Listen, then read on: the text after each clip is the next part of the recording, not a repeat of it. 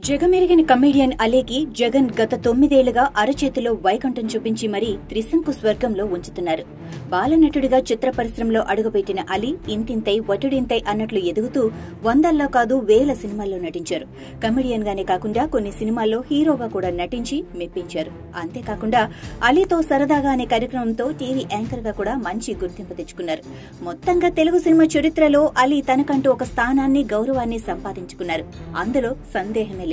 అయితే ఎప్పుడైతే అలీ బుర్రలోకి రాజకీయం అనే పురుగు తూరిందో అప్పటి నుంచి అలీ తన కీర్తిని ప్రతిష్టను వైసీపీకి ఆ పార్టీ అధినేత జగన్ కు తాకట్టు పెట్టేసి మరీ ఆశగా చట్టసభలో ప్రవేశం కోసం ఎదురు చూస్తున్నారు. అయితే ఆయన కళ్లు కాయలు కాస్తున్నాయే తప్ప జగన్ మాత్రం అలీకి ఆ అవకాశం ఇవ్వటం లేదు. కానీ ప్రతిసారి జగన్ మాత్రం ఎంతో నమ్మకంగా అలీకి మంచి అవకాశం ఇస్తానని చెబుతూ వస్తున్నారు. గతంలో ఒకసారి వైసీపీ అధినేత జగన్మోహన్ రెడ్డి అలీని లంచ్ కి ఇన్వైట్ చేసి మరీ త్వరలోనే గుడ్ న్యూస్ చెబుతానంటే రాజ్యసభ గ్యారంటీ అని గాలిలో మేడలు కట్టేశారు. అయితే ఎంపీ ఎమ్మెల్యే కాదంటే చివరకు ఏదో ఒక నామినేటెడ్ పదవి అంటూ కలలు కనేశారు. అలా జగన్ అలీని ఊరించి ఎట్టకేలకు ఒక నామినేటెడ్ కట్టబెట్టి చేతులు దులిపేసుకున్నారు. ఈసారి కుదరలేదు. నెక్స్ట్ టైం గ్యారంటీ అంటూ 2019 ఎన్నికలలో రిక్తహస్తం చూపించిన జగన్ 2024 ఎన్నికల వరకు అలీని కలల ప్రపంచంలో ఊరేగించారు. ఇక్కడ ఒక్కసారి గతంలోకి వెళితే అలీ రాజకీయ ప్రవేశం ట్రయల్స్ తెలుగుదేశం టికెట్ కోసం ప్రయత్నించడంతో మొదలయ్యాయి. అప్పట్లో తెలుగుదేశం తరపున రాజమండ్రి నుంచి టికెట్ ఖరారైపోయిందన్న స్థాయిలో ప్రచారం జరిగింది. అయితే ఆ ప్రచారం అంతా ఉత్తెత్తుదే అని తర్వాత తేలిందనుకోండి, అది వేరే సంగతి.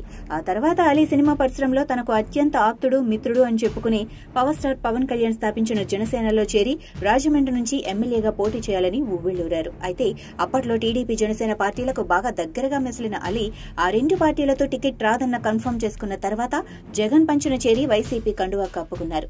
2019 ఎన్నికలలో వైసీపీ తరపున పలు నియోజకవర్గాల్లో ప్రచారం కూడా నిర్వహించారు. అయితే ఆయనకు ఆశించిన విధంగా ఎమ్మెల్యే టికెట్ మాత్రం రాలేదు. పార్టీ అధికారంలోకి వచ్చిన తర్వాత తీరిగ్గా 3 ఏళ్లు గడిచిపోయిన తర్వాత పార్టీకి అలీ చేసిన సేవలను గుర్తించిన జగన్ ఎలక్ట్రానిక్ మీడియా సలహాదారు పదవితో సరిపెట్టేశారు.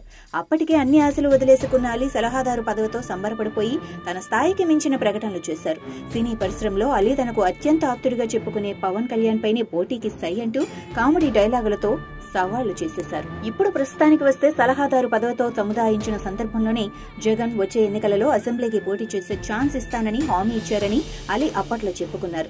అంతేకాకుండా 2024 సార్వత్రిక ఎన్నికల్లో వైసీపీ తరపున పోటీ గ్యారంటీ అన్న ధీమాతో అదే గుంటూరు ఈస్ట్ అయితే తనకు అన్ని విధాలుగా విజయావకాశాలుంటాయని భావించి ఇక్కడ పనిచేసుకోవటం ప్రారంభించారు.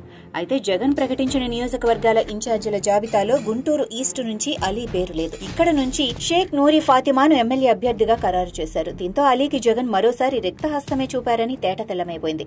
మొత్తం మీద అన్నం పెట్టిన సినీ పరిశ్రమలో అయిన వాళ్లను కాదనుకుని మరీ జగన్ పంచున చేరిన అలీ తన ఎన్నికల్లో పోటీ చేయాలన్న ఆశలు మరోసారి ఆవిరైపోయాయని అంటున్నారు.